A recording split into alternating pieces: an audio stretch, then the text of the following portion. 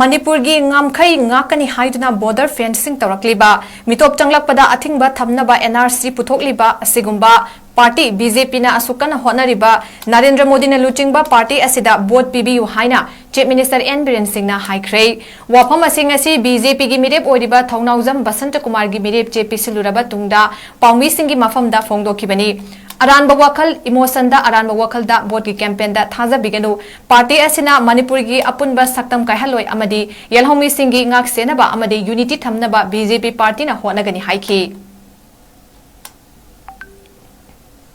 encounter the talk about Shiva missing now, missing a humari, listening among Samagi, Supreme Court case lady Bani, Madugumba, Puntaruk Tabada, Dukan Pong Loneramba, for it Kauda, listening a Hapaga Sakpayaram, the Matamdo, Manipuri Praja, and Ningsing View, Ningsing Digani, and Adugumba situation, Amukana Lakanaba, Batas in the party, Modi Zigilaka River, third innings later. I quit the gay, Honorable Education Minister, former IPS officer ni, Joji Minister Wadibani, well qualified.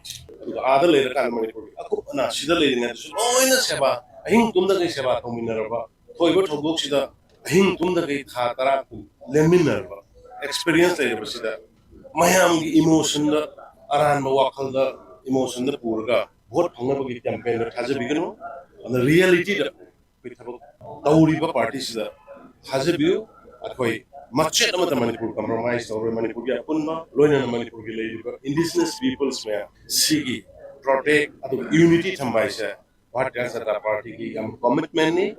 Hypo Manipur Projamiam, Hamzabaka Loina Manipuriam, Mamma Yamaba, Nisari, what does that party will ship you?